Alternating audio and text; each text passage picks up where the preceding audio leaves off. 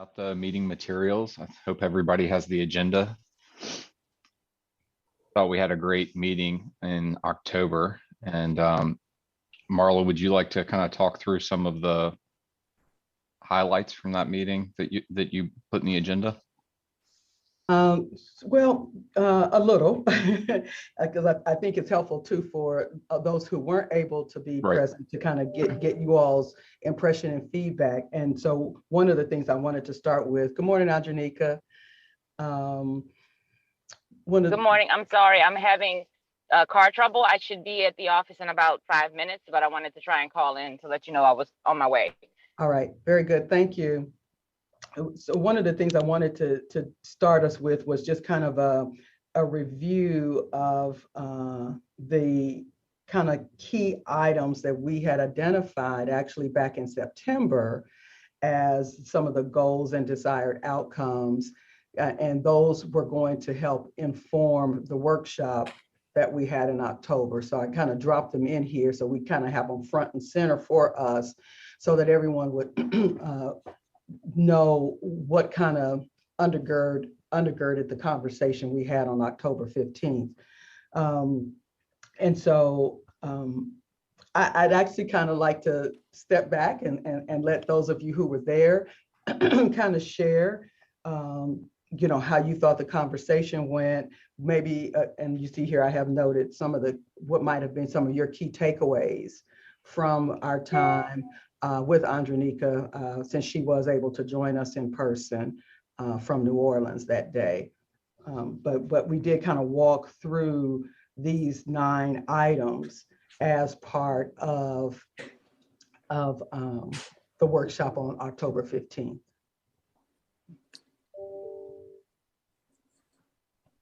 Well, I'll just say, I'll start just for me, and I got there a little bit late, but I thought it was great to have Andronika's perspectives on what they did in housing New Orleans, particularly around the vast number of people that were associated with their plan. I mean, how many stakeholders and partners they had, and the structure. I mean, it was a huge, obviously New Orleans is a lot larger and they had a lot more issues to deal with than we have in Winston, but they had a huge number of people involved in various stages of the development of their plan.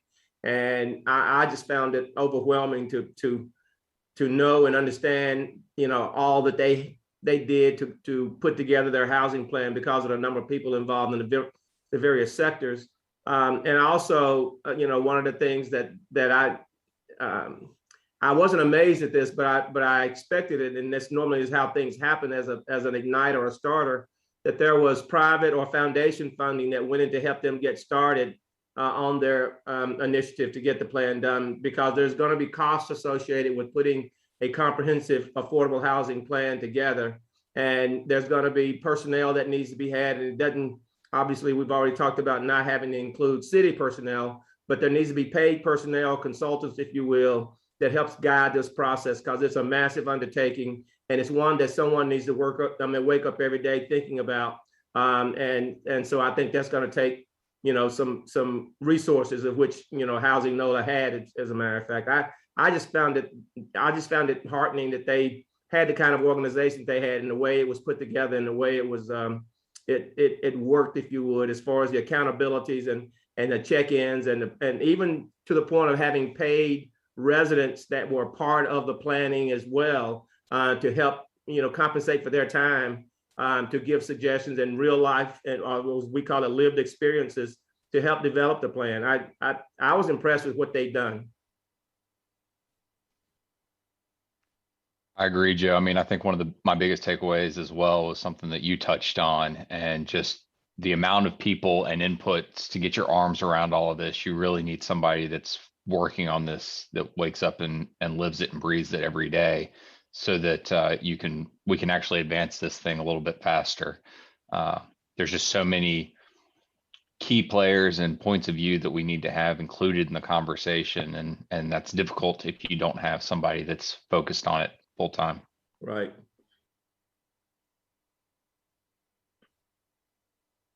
Other thoughts from those that were there? Yeah, I think that and this is Paula McCoy, my biggest takeaway was the structure that they had put together that engaged the community in different ways. So, and we had a meeting the second day that engaged the community, and it was a very, very robust conversation about housing. And so, yeah, some great things that they're doing around community engagement. Paul, I'd love to hear more about, what specifically you heard on Saturday and what some of the takeaways there were, if there was anything that surprised you.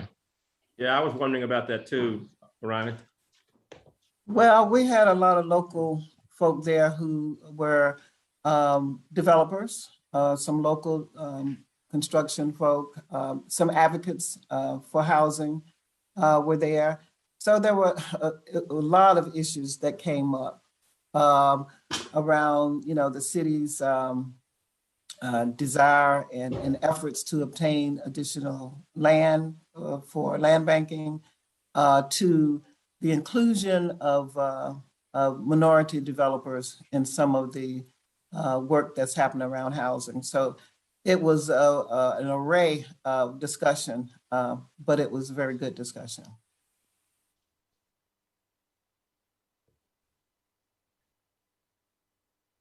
So when I see you joined, we were just chatting through kind of our takeaways from the Friday and Saturday sessions. Cool. Apologies for my attorneys had a meeting that overlapped. I don't know where you all are, but just piggyback to what Paula was saying about that Saturday one. What some of the developer commentary that I heard, or just that came up, was that it feels to some and that the city's policies or structure for how to create affordable housing isn't clear to the development community. I don't know if I agree, but at least that's the way that it was coming off, that it didn't feel like, folks had a clear understanding of, well, what do you do to actually access programs? What do you do to actually access resources, and whether or not it's structured in a way that actually helps the person access it. They didn't say that directly, but in what they were saying, that's kind of what I was pulling from one of the folks there in particular. That's interesting because I feel like we've spent a lot of time talking about just the need for clear messaging and communication. And I feel like a lot of that has been focused on what affordable housing is, but how to access the resources, both as community members and developers and folks that need housing, seems to be something that continues to get lifted up in our discussions. Yep. Erwin, did you have some other key takeaways from the? And I don't mean just getting the usual suspects is the other thing, not just the people who show up when there's a zoning issue, right? The neighborhood associations. I don't think I heard anybody there who was from a neighborhood association. Those were people who were genuinely interested in housing. So again, you guys are, I wanted to see what you had and to talk to those folks to see if they were interested in working with you all on this. Right. So that was. And I'm glad that you did. I'm glad that you did, and I'm glad you all did. I'm sorry I couldn't get there on Saturday, but I didn't know if that session was designed to gain additional community input around, the whole issue of affordable housing and what their particular concerns or input would be if there was a plan constructed. And I know that might be a bit forward for this stage of our process kind of thing, but still, you go on input from people that have the lived experience, and that's what you would have had in that process kind of thing. So I was just curious about that, and it sounds like it accomplished what you had in mind, Angelica. Yes. So that's Thank you.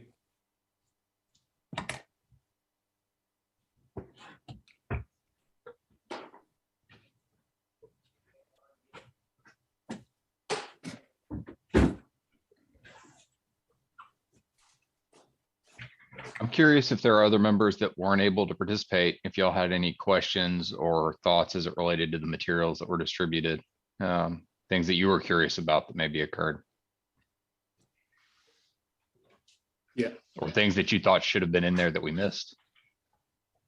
Well, I've got a couple questions there, and again, I apologize for not being able to make it there that time. but it looks like you all had a really, really productive day of it. And it sounds pretty exciting of the input that you got the following day too. So congrats to everybody on that. I had a question on when I looked at the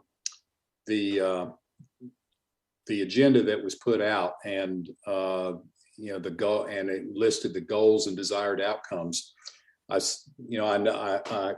saw a lot of this in terms of, I think they're all excellent things there, and I also like what framework. I think obviously we need to kind of narrow it down to, okay, what are the major pillars that we might need to pursue? And then that part of who are the other collaborators, stakeholders, partners, who are they? How do we get them to the table? When we get them to the table, we're asking them to be there because of what? So what are our expectations? What needs are we helping? Are we hoping they fulfill? And then even hearing again from the community itself, because certainly, and it gets back to someone made a comment earlier about the communication strategy and so forth. How do we help the community understand not only what it is we're trying to do, but what is this we're talking about? What is affordable housing? Why are we trying to do it? Why do we need it? Why is it really okay to have it in your neighborhood? How do we address the NIMBY? And part of that is, first and foremost, we got to sit down and talk with neighbors, and share the information that helps them understand that the housing that we're trying to create is not a threat to their property values or their safety and well-being. So I think that we kind of generally have a sense of maybe what we need to do. I think now it is that whole thing around what is the structure, and then what are the hard goals and outcomes we're looking for, and how do we get there? And I think then having that person, the staff person, to kind of see that through every day is really critical.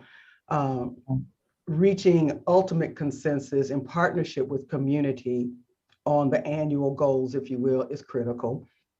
So I think this just kind of lays the foundation for, okay, now how do we start to activate and develop the plan together as a community, and then figure out how we're going to pay for it and be accountable even, and track and monitor, report, that kind of stuff.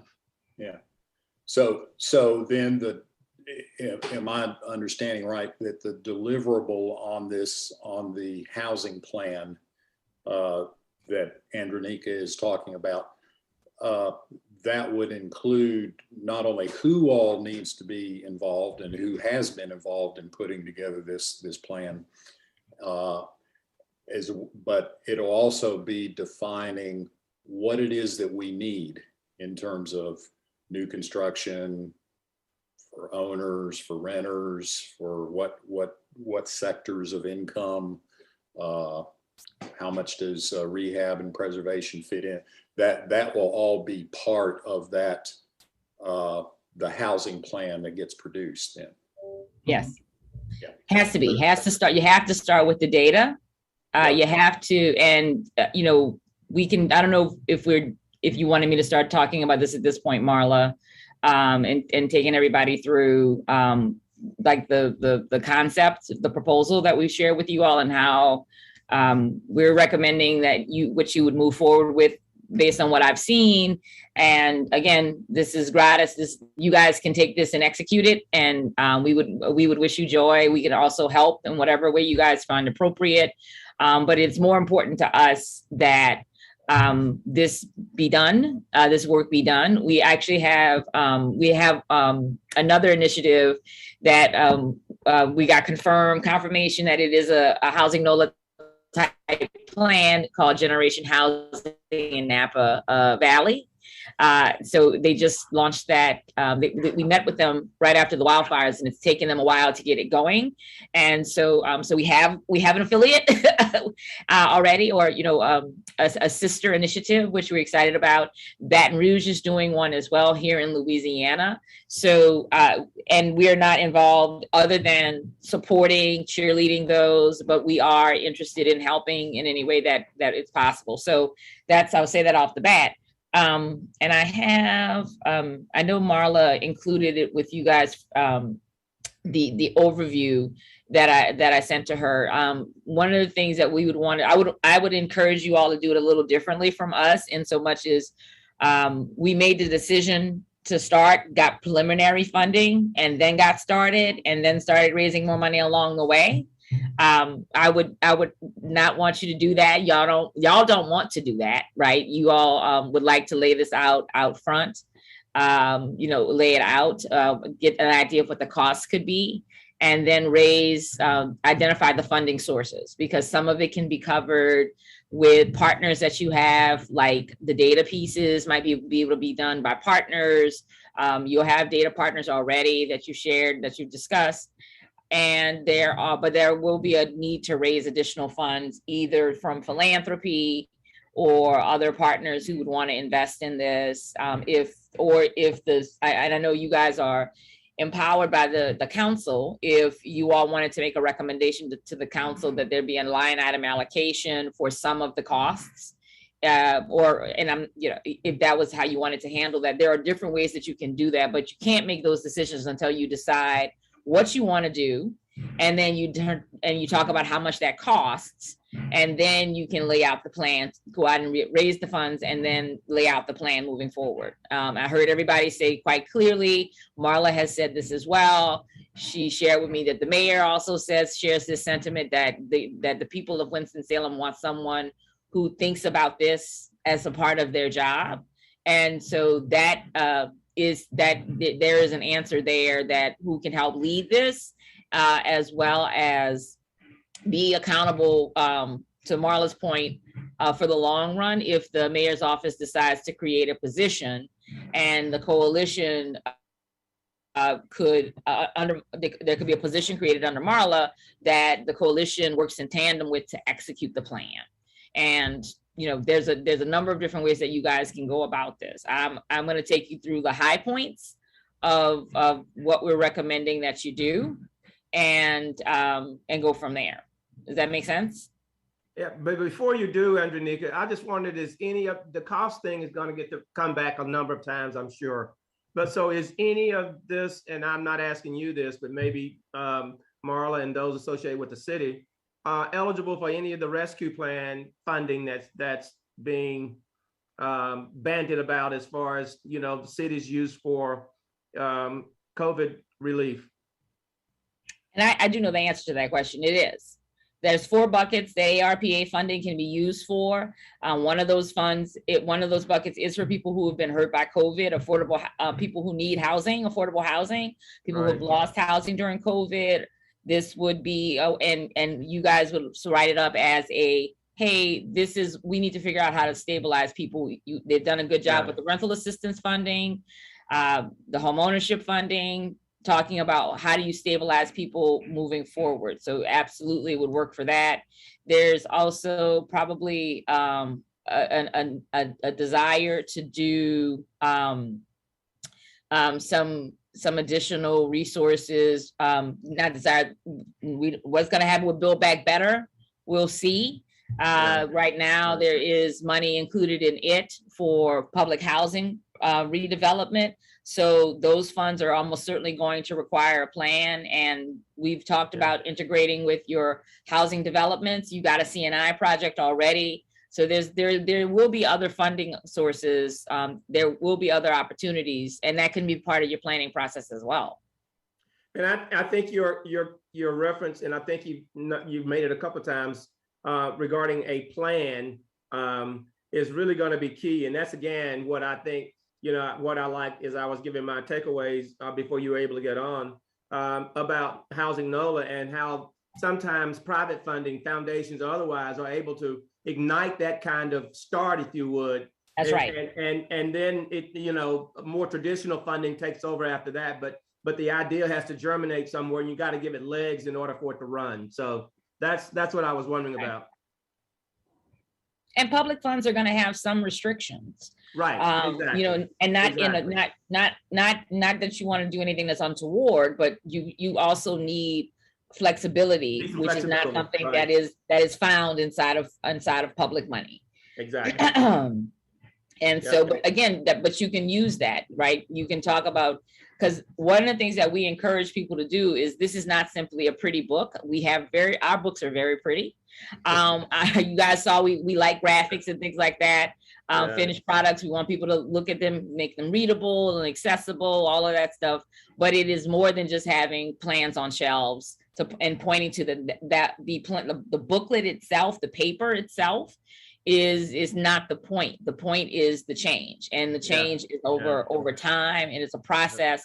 And that is where the public money can play really well, to make sure that things are codified. Like Marla mentioned, one of the things that, you know, would almost be necessary inside of the planning process, inside of the strategic process you guys would undertake, is regular data collection, so that Marla and her team moving forward, and the rest of city officials always know you guys should always know what's the state of housing in Winston-Salem.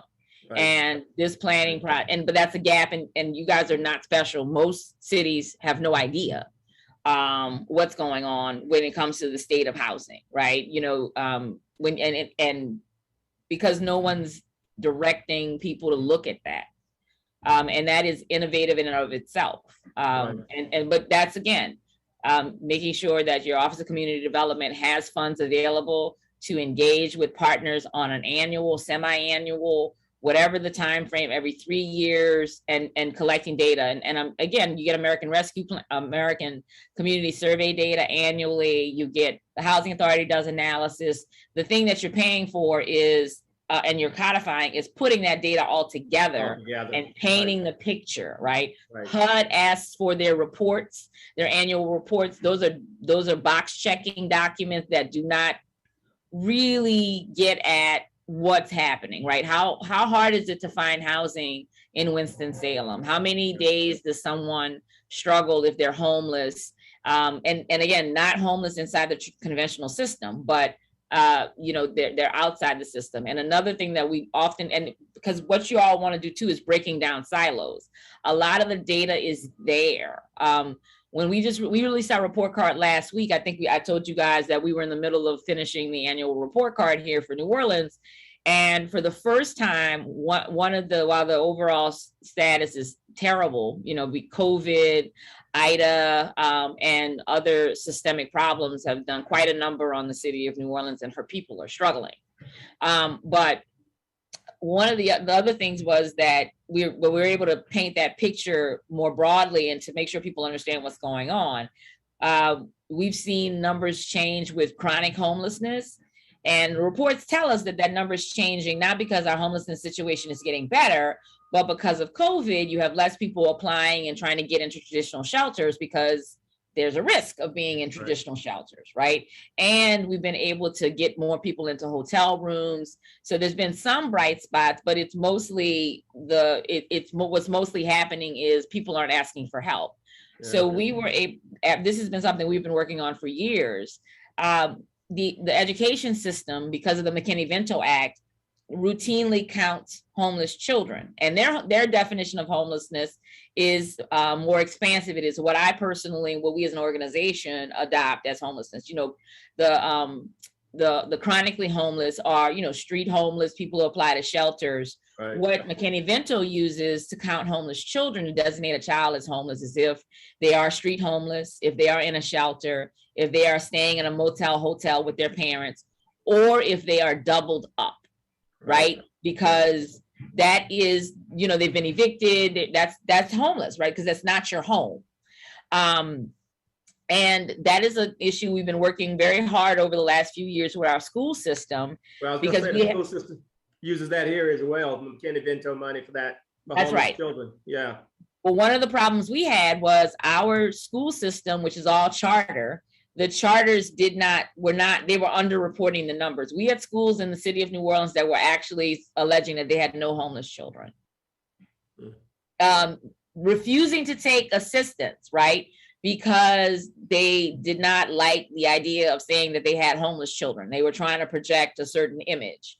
And so we've been working for the last couple of years with the school board to get them to, they've got to act, and they've got to get these schools charters, because they're independent.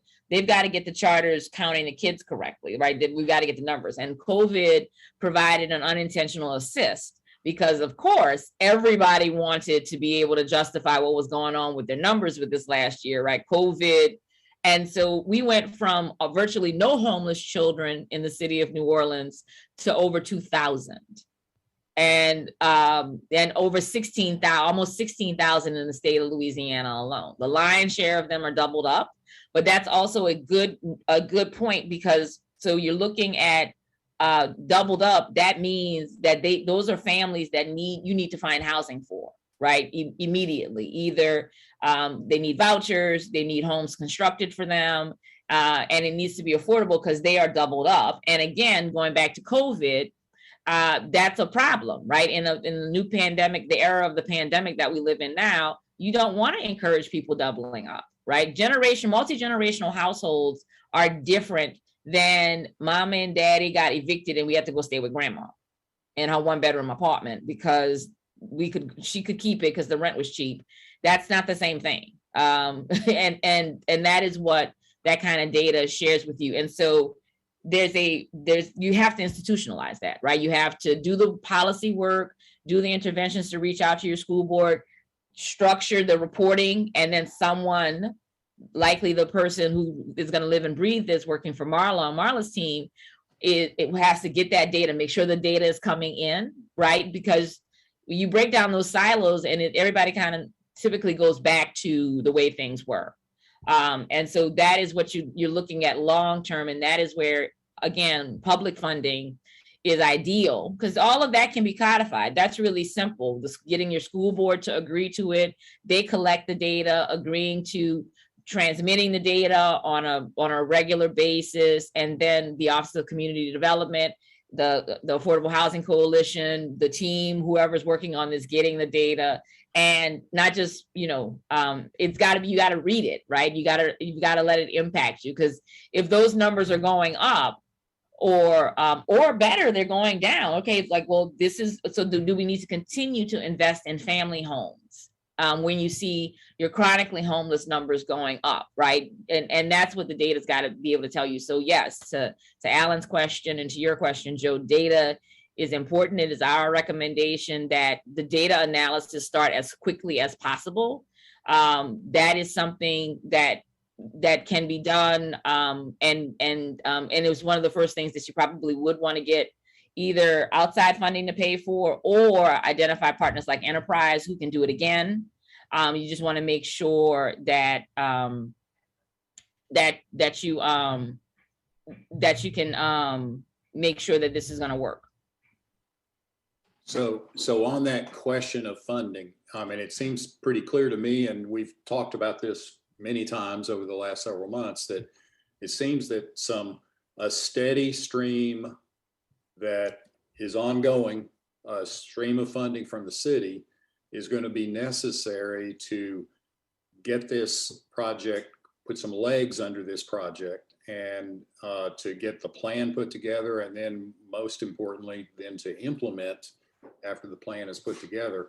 It also seems to me, though, that some of our community foundations could help in terms of financing this, either in the initial parts or maybe even ongoing basis or whatever. So maybe this is a question more for Marla or Derwin. What's the status of the prospects of getting some meaningful city funding to get some legs underneath putting this plan together, and then ongoing implementation of it? So I'll take a little piece of this. Yeah, I do think that we can find some dollars to help support this. Certainly not carry the whole thing, but I think we could identify some dollars to kind of jumpstart it a little. I'd have to do some research in terms of what all is needed and then how much we could actually bring. But I do think that we do have an opportunity to assist. I do think also, of course, that it's going to have to be broader than the city. Because one of the first things I'd have to look at is what we have that's not federal because of the restrictions with the federal dollars. Those are not probably going to be our source. So we're going to have to look at where we have some other wiggle room in other areas. Maybe something that hasn't been fully utilized that had been budgeted and maybe came in under budget, that we could take that difference and use and put towards this. So I do think that there are some opportunities for us to identify some funds. The biggest question is going to be how much might this cost, at least to get us started. Yeah, Marla, just to go back to the ARPA funds and what's eligible under that. I know developers who have shovel-ready projects are seeking gap financing for those projects. So is ARPA funds available or eligible for that? They may be eligible. They're not available for this with the city right now. Will they be available on the ARPA? The city hasn't decided exactly how they're going to make the ARPA funds available. I know that there is discussion about using a portion of the funds for housing, but council has not identified exactly how they want to go about doing that.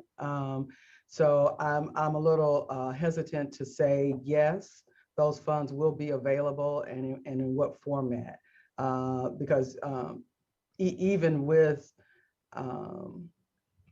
housing, affordable housing being one of the primary areas of focus, we still have to figure out how to do it and make sure the T's are crossed and the I's are dotted. But I do know the council's interested in using some of the money for housing. We just don't have the framework yet of what that's going to look like and when. Because right now, the discussion is, to the extent money is used for housing, it would be out of the second tranche. That would not come until next May. So I don't anticipate seeing anything going out the door before May relative to housing. To that end, Marlon, actually, because I was going to make a comment once we got to kind of some of the recommendations that we had, but I think just that and the comment I think that Joe was bringing up earlier around the financing, it does bring me to a point of question for us and we're and our work and engagement on that, because as you said there, the council has the intentions and have made their intentions clear on what they want to do, but don't have that framework. Part of our responsibility is to help them in terms of helping them provide that kind of framework. And so it's kind of this catch in terms of where we are in our work, where they are, and trying to facilitate the resources out there and around some timing of where we are on it. And based on some of the recommendations that I saw, I was going to make a suggestion that there may be some duality of work in a sense of our coalition work, community engagement work, how we're developing what we kind of put a lot of work in terms of that need for that community engagement, and our intention around policy framework for the council in the short term that comes before that coalition development, that framework and helping facilitate how does the city structure its spending, how does the city use its resources to help stand that up, at least some provisional guidance along that way, because what I would hate to see is not to have something that is large, that is vetted beyond the council, that is not does not have implications on the council's 2022-2023 budget, and just knowing how that process begins, when it starts, and then kind of potential timelines that we've talked about in the past of our work. Seems that our work will take a little bit longer than it could have impact on that. And so I know we hadn't gotten to all of the recommendation stuff on it, but that was just a piece that had risen to me already on wanting to see how we can have that, how we can make sure that we're providing that that framework and making some recommendations to the council that are rooted in what's real and what's there, and that's apolitical. That's not built on the politics of the council, which we know comes into play sometimes in it. But even in my conversations with council members individually, they have stated that it is well to kind of get some outside feedback, because as we know, sometimes get territorial in how resources are expended. And if we're able to provide more of a flat-based groundwork of, hey, at the ground level, this is how resources and dollars should go out. At the end of the day, council gets to make the final decisions, but at least they have something that is not coming from any camp on how resources should come. But that was just since we're in that space, I just wanted to make that comment there. I will just weigh in and echo what Darren just stated. That is absolutely spot on.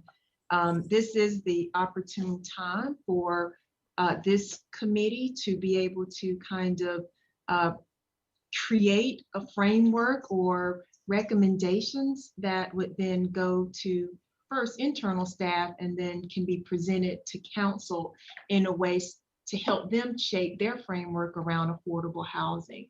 They pretty much have committed to the second tranche of committing resources around affordable housing. Prior to them making any decisions, I'm certain that they would love some feedback and some input from a committee like this on how that framework will be shaped. So they're looking for that feedback from you all. So this is the time to get it in, to make those recommendations and suggestions, so that by the time it goes to council, there's something of substance ready to present. So I would echo those comments by Darren, and if there's anything out of this committee to provide some kind of direction for council, this would be great. And this is the time to do it.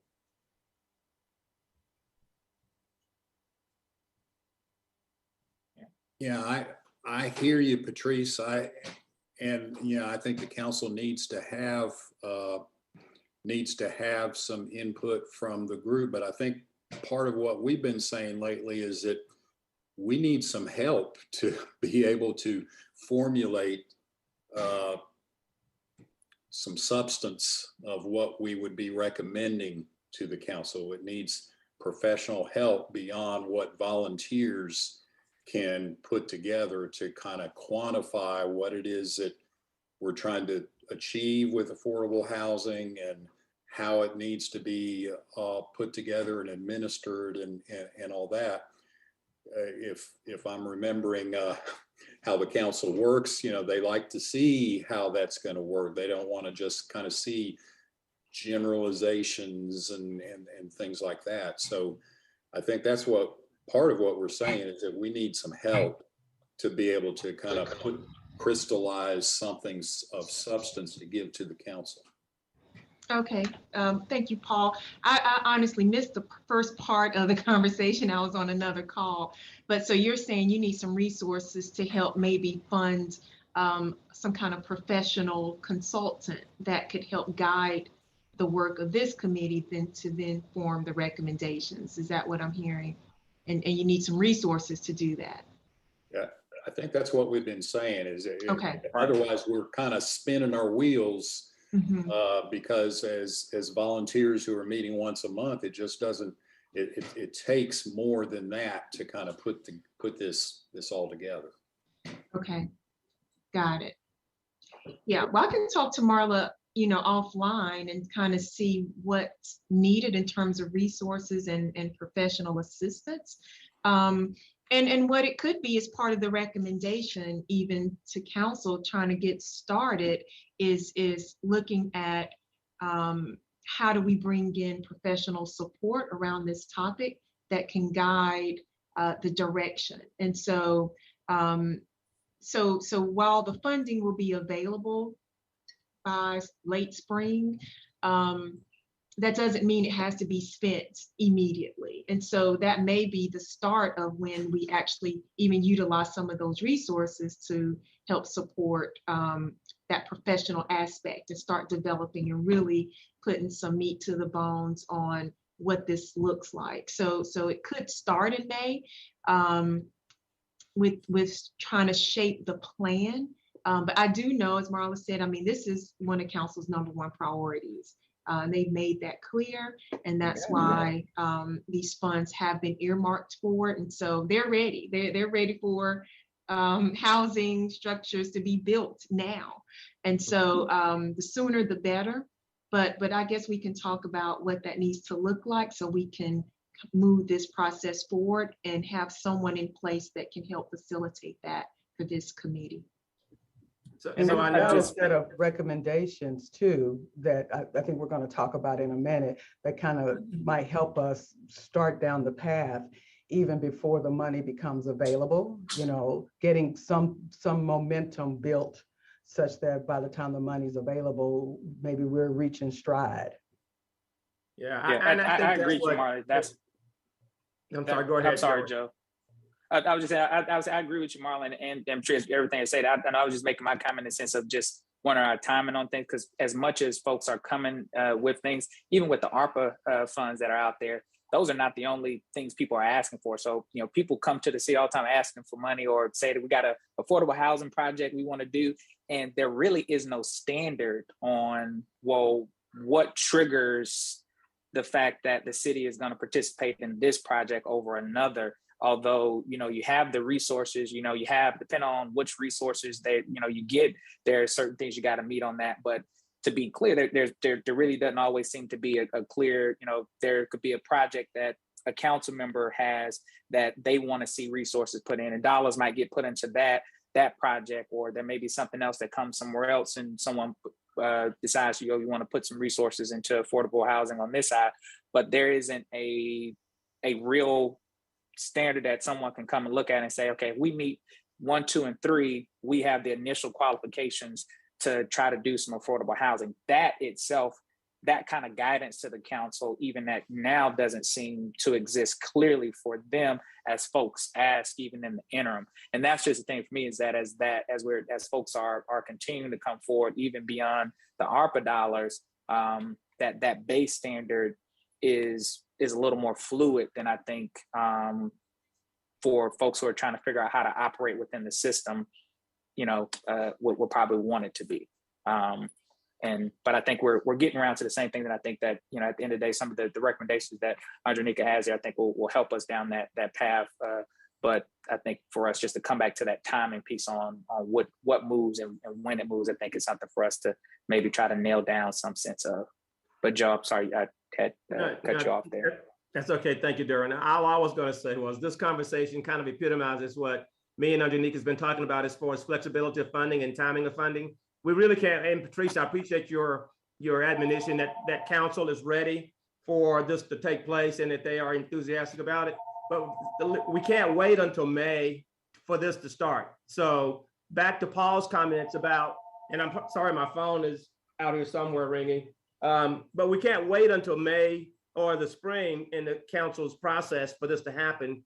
I think that we do need, to borrow your terms, Patrice, professional consultants, someone to start this process now of putting together what we're going to want to recommend to the council, even in May, or for the use of these funds. And I don't think we can wait until that time to get that person to start on it, because that puts us down another, 6, 8 months or a year possibly kind of thing to get anything moving. And I think that we need to use this time between now and May to start framing that data collection that Andronika talked about, coalescing things that the community engagement process can work around, and talking about, how the plan can possibly come together. That kind of stuff needs to be happening over the next, 3 or 4 months. And again, I'm not saying that private funding is readily available for that, but I do think that's something we probably need to take a look at in order to start initiating and expediting some of this process, because the public funding process takes a while, has restrictions, goes through some of the political processes that Derwin talked about earlier. And I just think that I don't think we have time to go through some of those nuances in order to start this process. Yeah, I'm absolutely in agreement with you, Joe. And I wasn't really insinuating that we wait till May, just that the full pot would be open in May to actually start building. Right. So now that's what I was saying. Now is the time. I mean, yesterday was the time actually to have it and to start creating the plan. And so that when the millions of dollars becomes available, you know, we actually are erecting some buildings. And I know that's not per se possible, but at least that money will be available if we had a plan. So there are resources now. And so, as I said, I could talk to Marla offline a little bit about getting the professional assistance that you all need now, because we can always reimburse ourselves with the ARPA money, even if it's from that pool of money. But there's ARPA money available now even. And so this is a priority. And so we would invest in that now and look to do that. So I don't think that will be an issue. It's just a matter of where the resources are, and then we just move forward. So if that's what Joe, yeah, go ahead. Joe, I think it only takes a long time if folks wanted to take a long time. Well, and we got some folks sometimes, not calling any names, that wanted to take a long time sometime too. So, right. So I'm trying to avoid any of that possibility, Darren. I'm trying to avoid any of that possibility. I'm sorry, I'm done, Mr. Chair. This is good. With that, I guess I'll turn it back over to you, Andrew. You can take us through, we can roll through the recommendation. Sure. So let me get my PowerPoint open here. And I made a few live tweets and tweaks based on the conversation that we were just having. Okay. So yeah, to try to adjust this a little bit. Wait, sorry. There we go.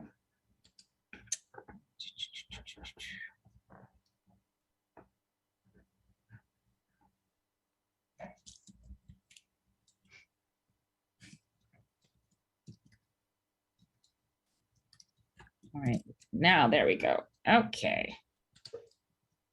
And I can share my screen, Marla? Yep.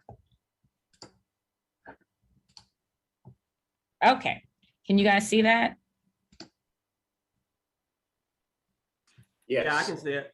Okay, so basically there's a lot of text I mean, it's only 2 pages. So I broke this slide down just to talk about the phases. So what I added is what you see in the document is 5 phases, but since you guys are talking about this and again, recommending that this shift a little bit, you want to do some pre-planning, and that means collecting the data, getting everything together, and then going into designing a process that leads you into phase 1, where you're going to review existing financing and policy strategies, nationwide best practices, everything that's going on the ground in Winston-Salem, what your state agencies, your local agencies are doing, their production plans and efforts.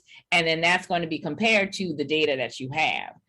Phase 2, we'd recommend doing comprehensive interviews with stakeholders and focus groups to get an understanding about how people think about housing and affordable housing, so you can use that to help craft your communications and messaging strategies, and then launch the planning process with a neighborhood summit, right? You've not done any planning work at this point. You've not made any of the decisions, I should say. You have data. You have a good sense of what's going on, what's coming, and how that relates to the data where you might have some shortfalls.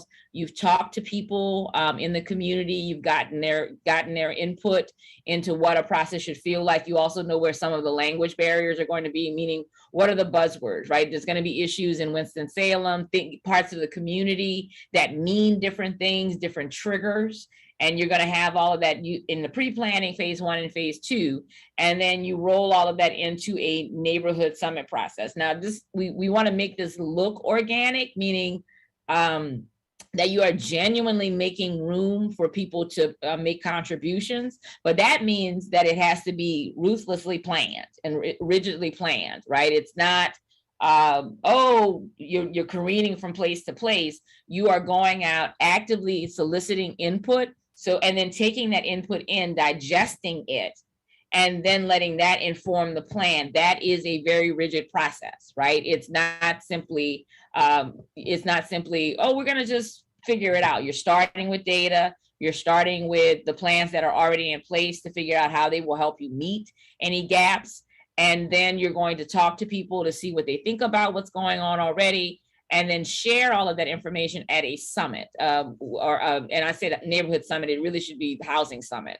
Sorry, that was I keep thinking about this event that we do here locally in New Orleans, which is called the Neighborhood Summit. It's where we debuted our housing plan. So we would want to, you guys would want to have a housing summit, or look at an event similar to what you're doing, to something that might be that's already exists in Winston-Salem that could get the right kind of people there. What we're talking about with the housing summit is, and again, that can be one event, one day. It could be a series of events that really, some thoughts need to be put into that. That's another thing that'll come out of your stakeholder reviews, is what's the best way to engage with people around this kind of topic.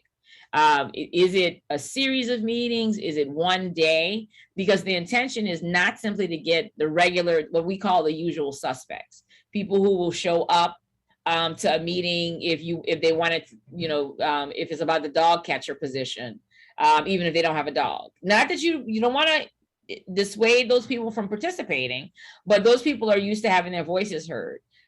What you're looking for is the silent majority. How do you get, or at least a group of people that is representative of the silent majority, people who need housing that is affordable, people who, and again, that's not just people who live in subsidized housing and need subsidized housing.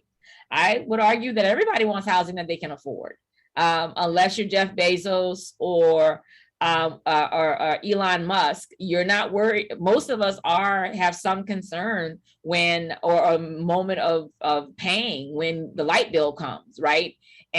Or you paying your mortgage or your rent this month. You, at some point in your life, most people have experienced that kind of concern. So, but why don't you show up to discuss this issue, right? Is it shame? Is it lack of interest? Is it you don't think that it's the government's job?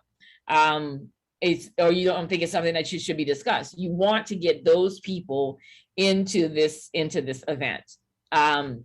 And then from there, and this is all very high level, you would then produce the housing plan using the input, the data, and also establish a process for engaging with community throughout the process.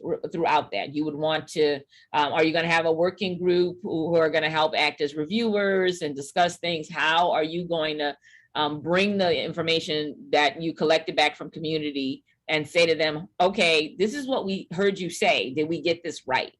And then if they tell you no, have, again, a planned process to take their input and adjust. Not simply go, well, we went and talked to them and they didn't like it, but what are we going to do, right? The ability to talk about that, and then finally launch an event, have a launch event, right? Because this is more than just, you want to get everybody prepared for the fact that the finish line is not having the pretty book. That's just the second start. That is the second start. The piece there is getting it started and laying it out. So these are the 5 big phases. I put together for Marla a version of this that is fairly inexpensive, that could get done in 12 months. That's organized around collecting the data, the research, and things like that, and getting everything done with volunteers. The things that you're going to have to pay for, like the data analysis, the researchers, graphic designs, websites, a low-level project manager.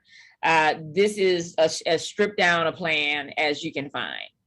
It's going to be heavily dependent on Marla and her staff. It's going to be heavily dependent on you guys and volunteering and people volunteering, but you can do this. People can do this. That's why we do have inside of here like facilitators to help, get people engaged. and to get people to make sure that the meetings are productive. So there are ways of doing this without, spending a lot of money, but it is, it's a lot of work for everybody involved inside of it. But again, this could be used as, to Joe's point, a starting point, right? Like this could be something that you might be able to shop with some of your local foundations, getting them to put in for this, and just saying that this is just the discrete initial part. You could reduce this down to 6 months, because you can absolutely do this level of work inside of 6 months, and use that as a kickoff, and then hopefully get the rest of the funding later. This is the more comprehensive plan, obviously. Looking at having more people involved, compensating people for their time, more engaged project manager, and then bringing, and then also working with your lenders, your existing CDCs. The research is a little heavier, technical writing is a little heavier, data analysis is a little heavier. So that those prices all increase, and then this is over a longer period of time. It's over 18 months. But there's quite a price difference, right? This is more than double what the first model looks at. And I wasn't sure, Marla and I didn't decide until yesterday that I would share with you guys a draft at a broad, and this is a very broad work plan, but and there's things that could be shifted around. There's things that we may have missed. But this gives you a good idea. This is about what we spent. We spent a little bit more than this in New Orleans over a 14-month period for Housing NOLA. So that's and I've updated some of the numbers because the data analysis, we're actually doing a data analysis, a comprehensive update of Housing NOLA's demand model right now. So using the 2020 census data, American Rescue Plan, American Community Survey data, and the Pulse Survey data, the Pulse surveys, because we're trying to also contextualize COVID and FEMA data. And so I know exactly what that kind of data analysis is going to be, what it's going to cost. And this is all kind of rooted back in the comprehensive goals that you guys set out when we met, which was that in August? I have no temporal time and sense anymore, but it was online, and September. You guys, it was. I think we developed these in September. It was September? Okay. I trust you. I don't know. Yeah, August or September, you're right. Yeah, because then we use these in October. Right. I trust you, Marla. That sounds right to me. I used to be able to, I thought I was going to move to, we kind of, when Marla was here, she knew that we all talked in terms of pre-Katrina and post-Katrina. And, we can't say post-Ida, post-COVID, because we're in COVID. Mm-hmm. And Ida for us is another marker, but it's not a good marker. So like I said, I'm like, if it wasn't yesterday, I'm not sure when it happened. It didn't happen today. Andronika, when you showed the budget, because I know that a good deal of our conversation this morning has talked about needing that key person who eats and sleeps this, that's their day job. That's not included in this. Okay, because that was one. No, that's not included in that. That's you're gonna have to have some project management help with some of these things and coordination. That's what this is. That's all. Yeah. I'm sorry about that, but I'm glad you asked that, Marla, because even to that point, Andronika, in this budget you're showing now is even the cost of in my simple terms, the initial consulting concept or engagement, is that included in someone to actually put together what Paul Norby was talking about regarding getting us to a point that we can talk about it to council members or executive staff? Yes, or stakeholders. That is included. And which area is that project? That would be the project manager. Yes. Okay. All right. Yes, I wasn't sure. that can be done for this. Okay. But this still relies on which is what happened with Housing NOLA, to be clear. Right. I ended up volunteering as the the person who eat and breathed it, while holding down a full-time job. I would not recommend that. Yeah, I bet not. I bet not. Yeah, and I'm also concerned about how much of this would actually be dependent upon city staff, because we're a really thin staff, and a lot of our folks are very technical staff, right, that manage our federal programs and other stuff. So that would be the other thing that I would think we would need to really comb through this to see where collaborate with somebody to bring certain elements to the table. Yeah. And Marla, that's a good point that you make, because, you know, I've been attending a lot of meetings around housing, and there are some housing developers and housing advocates who have or seem to have a higher sense of urgency with regard to this housing crisis. And so this may be a situation where the city may not have to take the lead, but to collaborate with those players.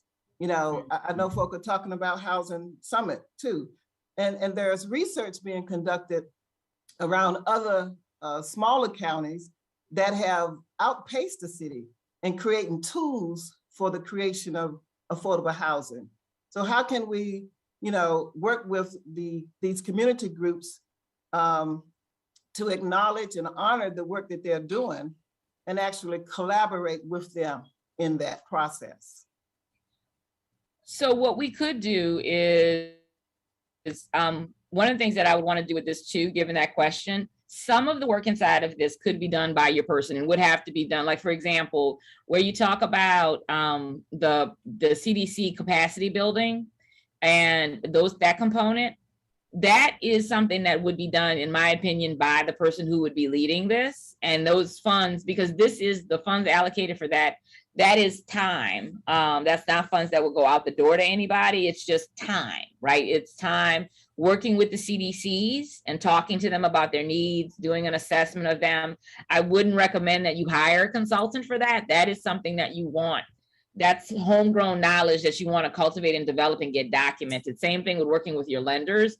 You want to be building deeper relationships with your lenders. And so there's a couple of items inside of here.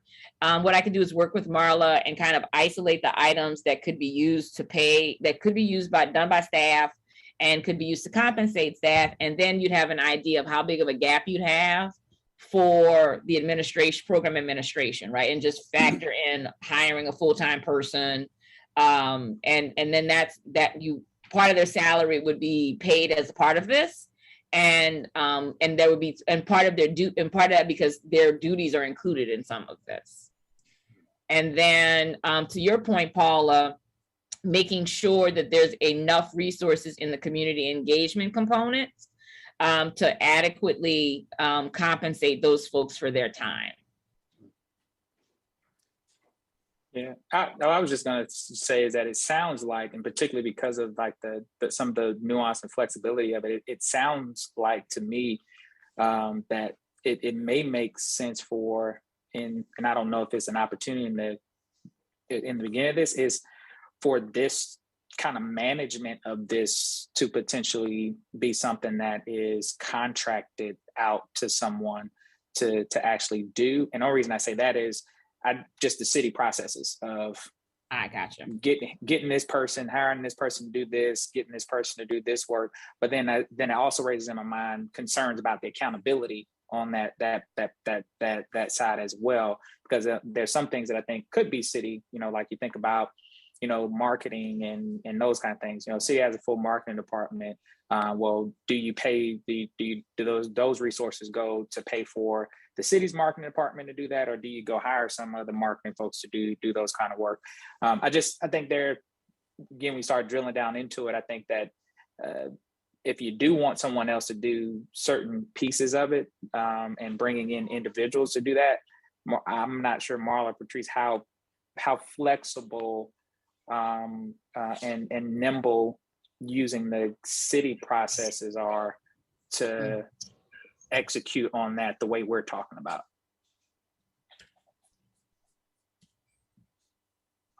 When you say city processes, can you help me understand? I'm saying like contracting, hiring, temp stuff. I'm just saying like just that process of if we're because it sounds like folks are saying some of these pieces needs to be managed, handled by different individuals and potentially dollars and paying different folks in different areas. And just, I wonder how nimble we feel the processes within the city would allow for that to happen quickly, as folks need it to happen. I think it could happen pretty quickly, Okay. Again, thinking this is one of the council's top priorities, when we've had other like really pressing or emergent issues arise that we needed to take action on. People have like physically walked the contract to every department to get the signatures, for instance, right? So I think that we have a good chance to move things pretty quickly, depending on the nature of what it is, right? Now, and that's notwithstanding, a dollar amount of a contract that needs council approval, right? That I'm talking outside of something that would require actual council formal approval. So if any kind of contract is less than that, yeah, then going through the necessary signatories, I think can be accomplished. Yeah, so it's probably, Sure. and I'm talking this out loud. So is it like, so maybe like that top line number kind of, hey, this is what the city is gonna commit, to say whatever X dollars that is, that's a council approved, and then staff gets to work out all the rest of the kind of nuanced pieces of that. Would that how you would see it, Marla? Well, I'm not sure, because I guess in looking at the budget, for instance, I would not be comfortable in this moment saying I would take this entire budget to council, because this needs to be owned by community. So we would need other investors to pick up pieces of this budget. I would say that the city would contribute a portion, but then we would look for some of our other community partners and stakeholders to own pieces of this budget as well, or the task, but not this whole budget go to the city. Yeah, and I don't disagree with that. And is Joe still outside? I know outside funder folks tend to like to fund the sexy stuff, but at the same time, some of those quote unquote sexy things are the things that are the core of the work to make it actually move. So I wonder, like, how do we balance that sense of what has to happen to make this move, to keep it going in the direction it needs to, and then also the time of, hey, we want you to come and help fund different pieces of this, and they might not want to fund the marketing, components of it. Let's say that's not the sexy part of the work, but yeah, they might want to do the project manager or something like that. Just and that may not be something for us to solve at this point. It's just, these are just questions that are rising as I look through that. So, but Durin, to your point, I the characterization about private funders want to fund the sexy stuff, that may have some truth to it, depending on the funding arm you're talking about. But I think for the most part, if you can make, and this is why when Andrenica talked about making when we're talking about the COVID situation, making housing fit as a health impediment, or making housing, be necessary, good, affordable, decent housing being necessary for people to be healthy and to strive and that kind of thing. I think if you can make it relevant to a private founder's focus, if you would, or what their strategy is built around, then I don't think that, they know that the mundane things have to build the sexy things as well. So I don't think they'll pick pieces of this that they'd want to fund. If you say it's $150,000, to some of our funders, that's not a lot of money, to be quite honest with you. So, they might agree to do the whole thing, and then you use the city's money for more long-term, systemic, institutional kinds of things. But gathering the plan and getting the plan ready to execute might be something. That may be sexy enough in itself that a private funder says, yeah, we need to make this happen for our city.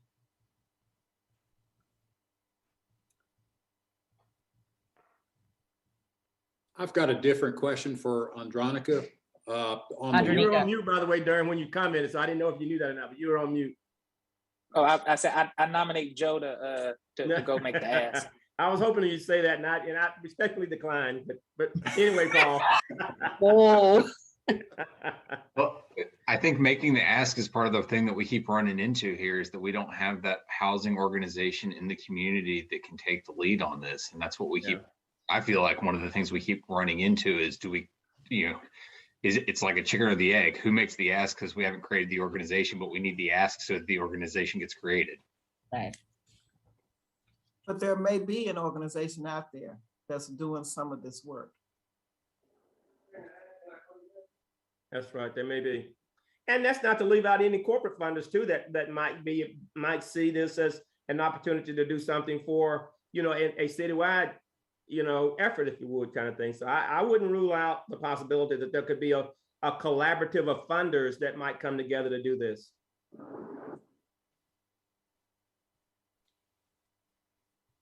And to that end, I know there's been conversation, I know not necessarily large public ones, but I know from the council with the ARPA dollars, with other funds, there's been this kind of how to use certain money to go towards housing. But from my understanding, part of that conversation from those folks would be to pitch this more broadly to the corporate community as well as the philanthropic community as a whole, to try to help match some of those dollars that the city is going to invest. And so I wonder, we have that initial component that we're trying to do from the planning piece. And then you have that larger potential ask that may be coming with folks asking to, match X millions of dollars that the city may be dedicating to housing. How those two conversations may go together in tandem.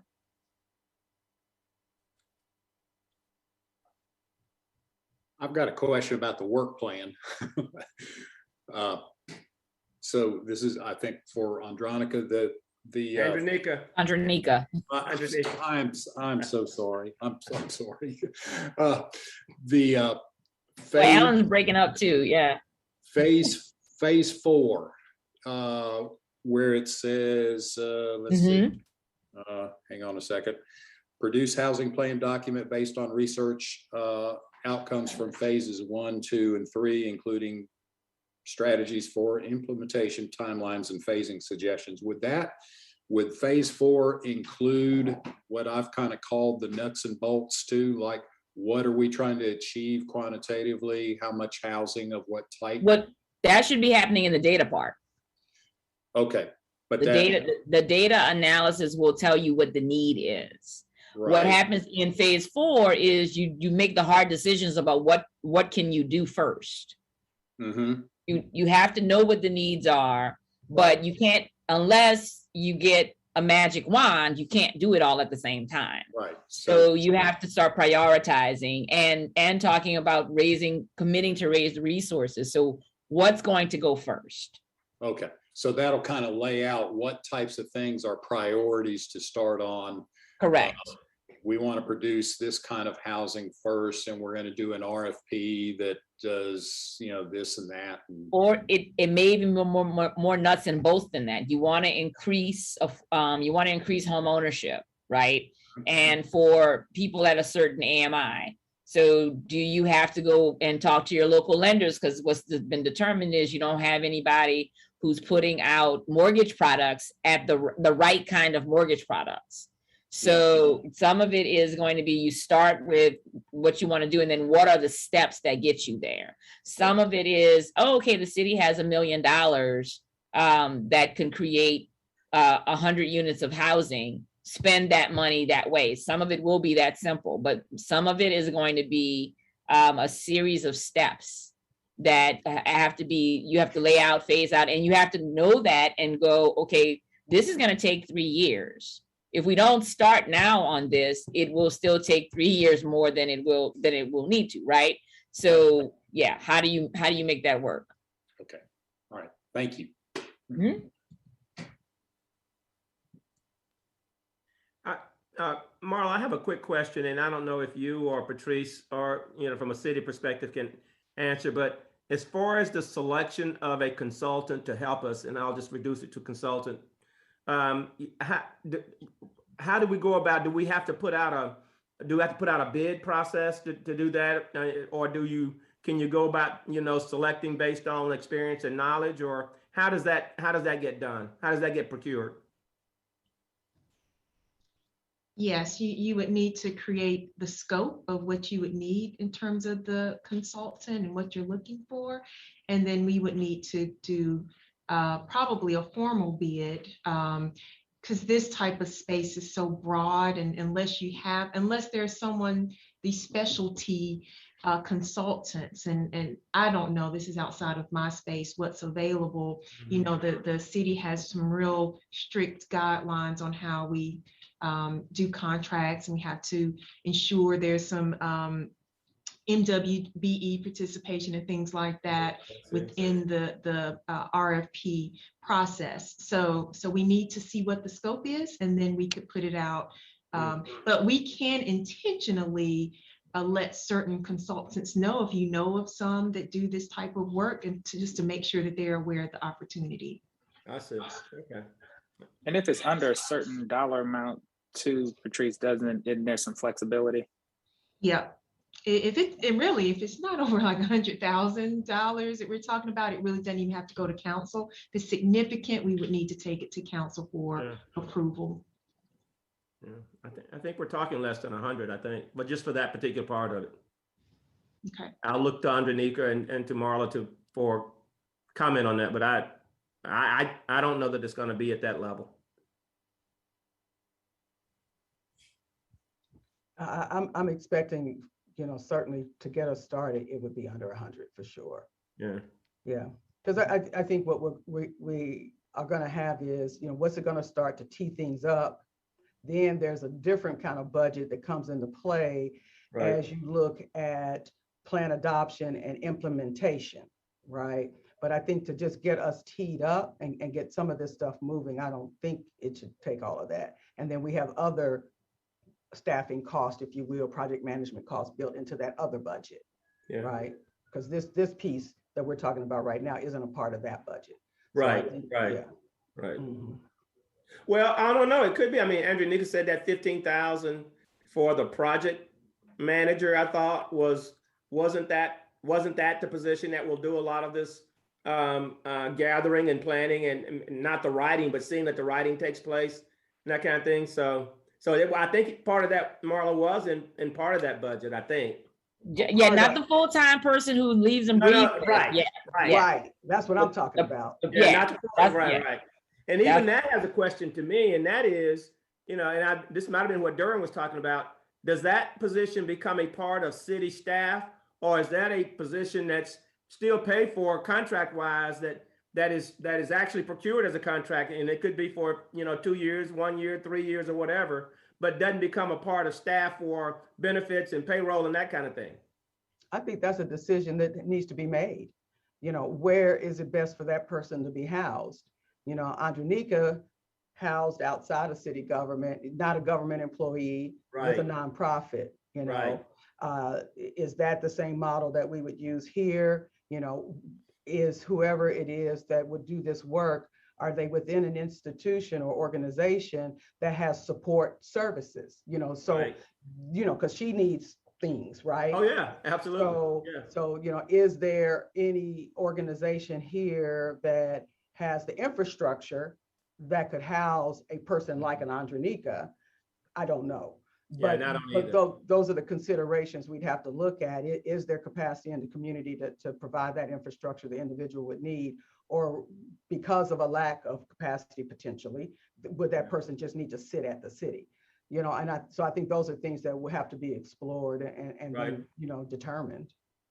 But I wouldn't necessarily say right off the bat it needs to be in the city. You know, I think we need to just see what the options are. And I think there is an advantage sometimes to not being in the city, you know, but then of course there are advantages. So I think it just really depends. And there's a part of me that's more inclined to say outside the city, you know, because, you know, even though, you know, we've teed up as city staff with you all, even this conversation and saying we need a plan, you know, the ideal isn't for this to be owned solely by the city.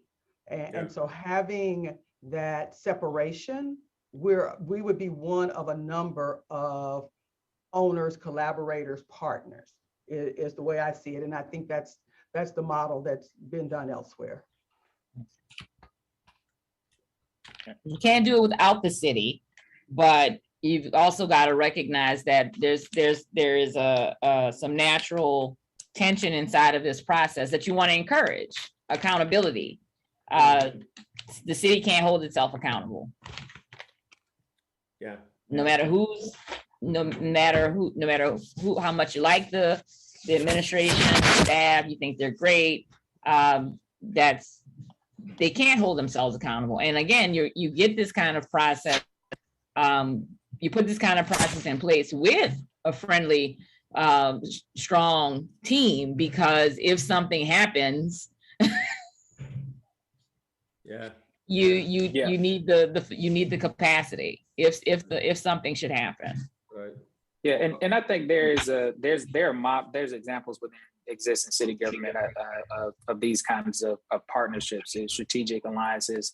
There's MOUs that help govern the relationships, whether you're talking about Paula's role, what she does with P4P, which is strategically aligned, and you have also the work from Continuum of Care and the housing work there, which is funded. That person sits within United Way, but the city funds that person's salary.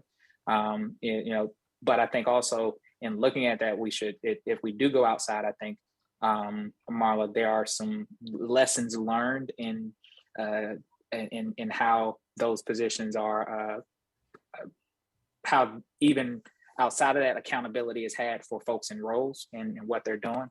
And so I think it'd be important, whatever we end up doing on that side, to make sure we're good on that. But with that, maybe just Andronika, just a question on just what you presented there. Did you get through everything that you had on just those recommendation pieces there? Okay. Yep. So with that, just looking at what I'm hearing, and as we look at kind of next step actions, what I hear a lot of here, we spent time here, is around resourcing. Okay, we hear what the recommendations are. How do we do it? How do we make sure it happen? And what it comes back to is there's this desire to make sure that we have the resources to get that initial work started and move forward. And so I guess the question would be, is the next action that we're looking to take here is to make a specific firm request for resources for that person or whatever to move forward? Is that what I'm hearing more of what we think is the next step here, or is it folks feel there's something else that we need to do before we do that? Can I ask a question kind of related to that? And that is, Andronika's provided some recommendations, and I think one of the things I'd like to get a sense of is whether you agree with, support, maybe want to adopt her recommendations, and then start to pick it up from there, because we need a framework, and so she's kind of outlined one. Are there things maybe or questions that you have that might not be covered or answered in this broader outline? Because granted, it's the big picture, but are there potentially other big picture things that you don't see here? But just kind of some feedback on the actual recommendations themselves and how we move forward. Marla, I have a question that maybe sort of outside of this, and it's, Andronika, I'm curious about what Housing Noted is doing around some of the barriers to affordable housing, like the cost of housing construction, and outpacing incomes, or the kind of housing construction material that is being used that's innovative, that can bring down the house of construction, like modulars or panelized construction, things that developers can use to keep that cost going down so that folk can afford to purchase homes or to rent a unit. And it's not simply begging for more subsidy, right? Because that's kind of the typical paradigm, right? Prices go up, developers ask for more money, CDCs ask for more money, advocates support that, and nobody pays attention to the fact that you're going to build less. If you put more subsidy in, which you have to, you're going to build less houses, right? And the gap keeps increasing. And the gap keeps increasing, and you keep moving the ball, and so unless people get help. So yes, no, that's that's why the data is so important, to kind of clarify that so that people are clear about that. And one of the things that we do in our ongoing process is the data, at why we do accountability is so important. The data comes out and tells us if what we did the previous year had any impact. And then we set an action plan for the upcoming year based on the data and any changes in circumstances. So one of the things that we are looking at right now, along with this overarching assessment of what's another stab at the data analysis, we break down the data analysis by tenure type, by bedroom size, and AMI band, right? So we can know how many people at below 30% AMI. Obviously, those are going to be the folks in the most extreme need. That also tells us what the intervention looks like. And we are also looking at what is going on with the cost of construction, right? And where can you get economies of scale? And because what people typically accept is they just accept that there is, construction prices are high because we've got supply chain issues, and y'all just had 2 hurricanes, so that's why your prices are so high. But we've also got to dig in and find out what is going on right there. So we have been working for the last 3 years with our local minority contractors associations to build capacity amongst them, and small and minority contractors to build their capacity, because what we have found is usually what's happening is these prices are based on large scale multifamily developments, the price per square foot. Those projects are inherently expensive. They take a really long time. And so while we don't abandon them, they are not the projects that can move fast. And they also shouldn't be the litmus test for the entire market. So looking at building capacity and increasing the efforts of small contractors, and finding out what their challenges are, right? Because there's other ways to improve a home, to make a home affordable. And so one of the pivots around that is energy efficiency. So one, you make a home energy efficient. People used to, 3 years ago, we realized that if we could get one thing, we would make every occupiable unit in the city of New Orleans energy efficient. That has the added benefit of, if it's blighted, because in order for it to be energy efficient, it can't have a hole in the roof, right? So that's a little bit of a cheat from watching too many movies with genies to figure out how to get your wish structured exactly right so it doesn't blow up in your face. But it is actually a viable strategy. You can access weatherization dollars to make the home energy efficient and improve it and make it more affordable by bringing down the utility costs. And that's a book of work that your small contractors, your small and minority contractors can take on and help you address the sky high costs for a 200 unit multifamily building, right? There's not a lot you can do there, but you can bring in more of the smaller contractors, assess their capacities, right? And connect them with this work and help them figure out what's going on. And doing that process has helped us see the challenges that a lot of our small and minority contractors are having. So they usually, your small business chamber or your minority chambers are usually on top of that as well. We have good partnerships with them. We're actually a member of the Black Chamber and the regular chamber here to strengthen those relationships so that we can find out who needs back office support, who needs other resources. And now that we've got a cohort of these contractors ready to go, we can also direct more money their way, more resources. And again, more money. That's a lot of people want to talk about climate change investments, and decarbonization at a high level at the industrial is the sexy thing that Derwin was talking about. That's the big sexy thing. But residential decarbonization is not as big of the pie as industrial decarbonization, but it's something you can do today. it's something that you can do. And it also helps with your construction prices, your construction costs, because what's happening with what we found with our small contractors is they were starving for work and their prices were not truly indicative of their costs. It was about a malfunctioning market. It was about the fact that if they work, the smaller contractors tend to work with the small CDCs who are heavily dependent on public dollars that take a while to get in. So they were padding their construction costs, saying, okay, I could build this house for $120,000, but it's going to take this CDC 6 months to pay me. So I'm going to charge them $175,000 because it's going to take me that long to get my money. And they're building that in, and everybody was doing it. So we found that we've been able to document that and actually, talk about if we're going to reduce prices at that small level. It's economies of scale, it's consistent payments, it's what's breaking the market.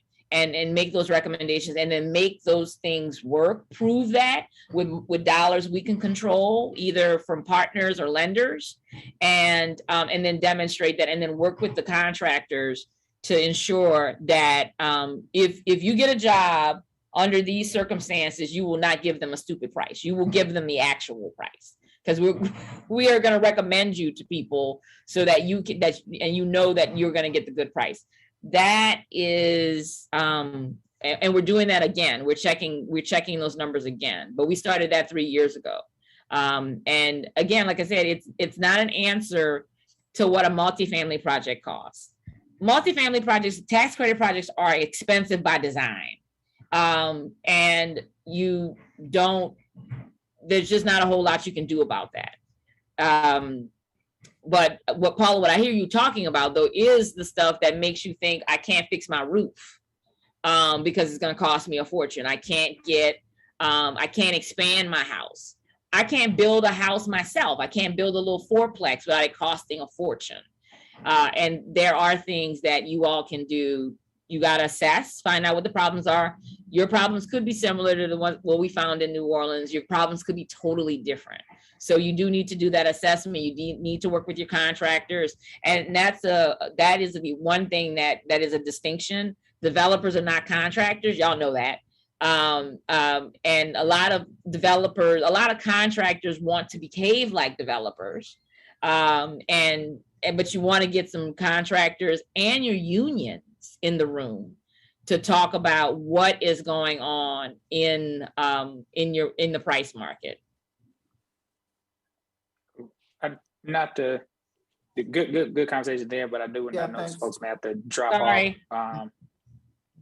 So I know folks may have to drop off here as we're getting close to our time, and so want to circle back to I think the good point that Marla brought in terms of just the piece of that, and I jumped ahead, but just making sure that where we feel on the recommendations that Andrenica has made to us.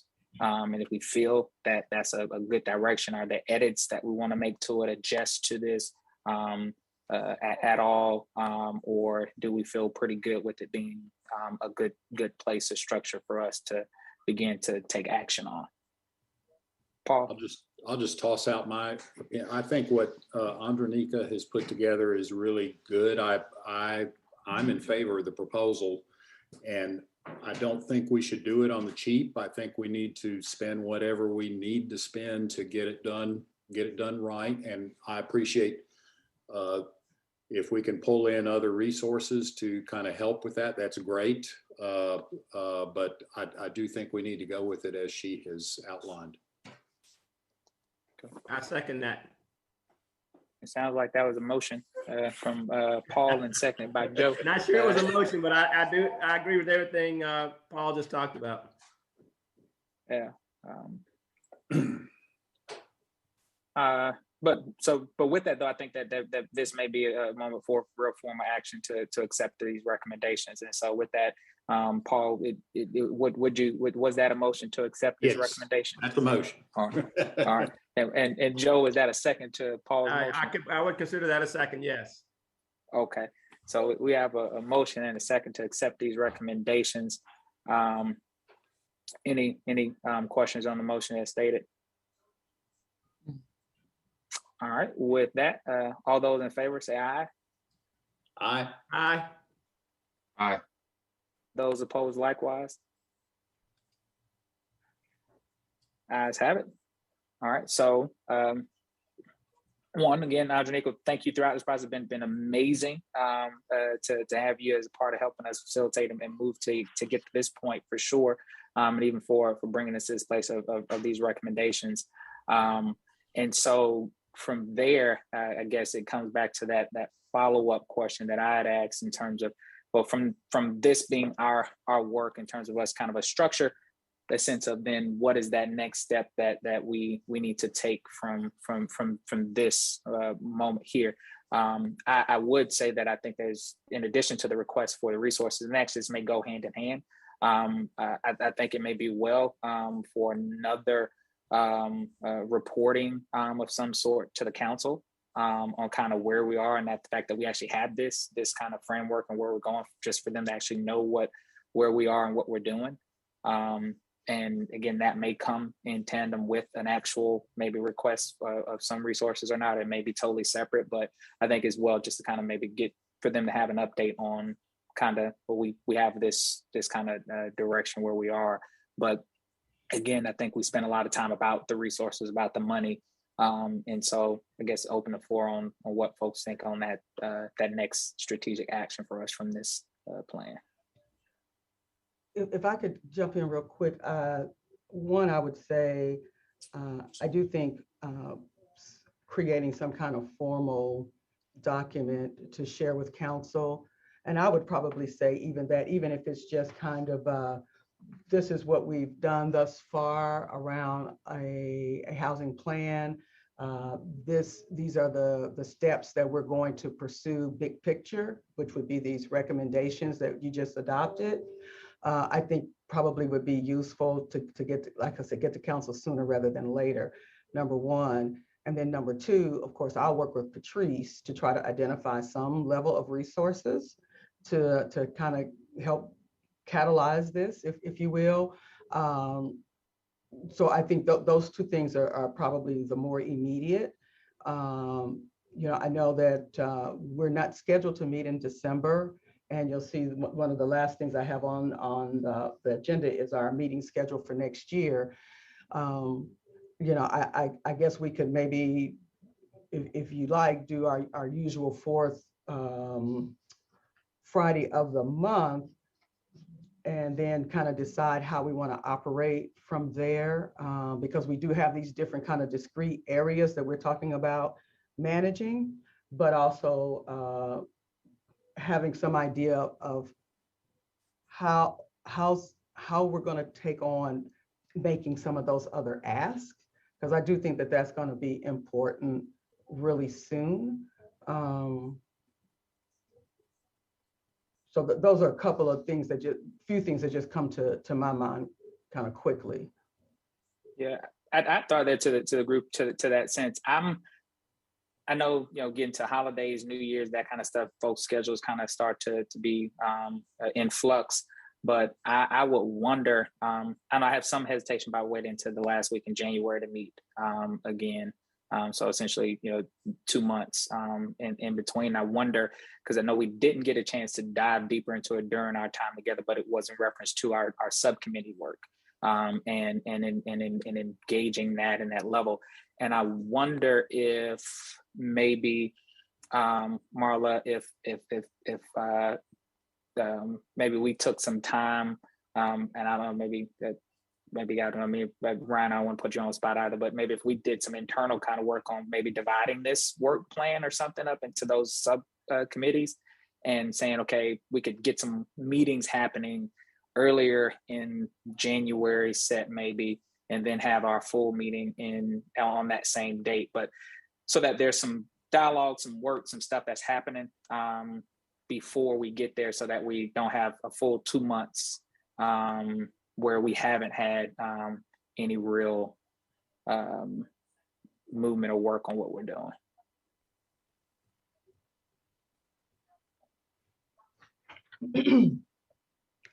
Now, we could look at how some of these line up with the work groups. I can see where some kind of easily do, but others don't. So we'll probably have to finesse this a little bit in terms of, if you wanted to kind of assign different ones to the work groups. Okay.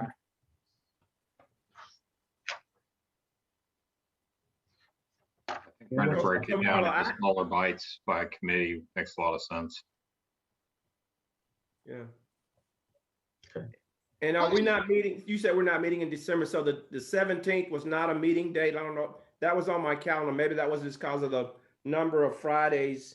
For whatever reason, I had the 17th down for a meeting with the Affordable Housing Coalition, but maybe not. I don't know, because I think I looked at my calendar when I was putting this agenda together. I'm not advocating for one. I just want to make sure we don't have one on the calendar. Yeah, I didn't see one. Let me double check. Okay.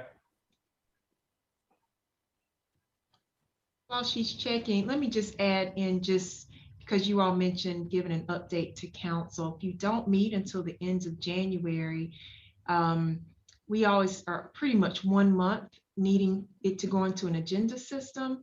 So if you wait until the end of January to meet, you probably wouldn't be able to be on any agenda until March, because we need it by the end of January to be on, say, even Community Development General Government Committee to present anything. So that's just an FYI.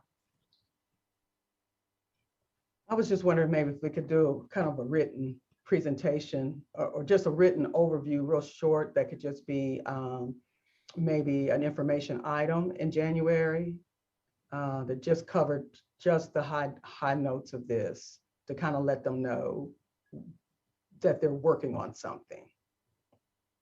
And we could probably kick it around a little bit, especially if they might, basically what you all discussed today and right. write it up. Okay. Mm-hmm. Yeah, and just have that as an information item in January.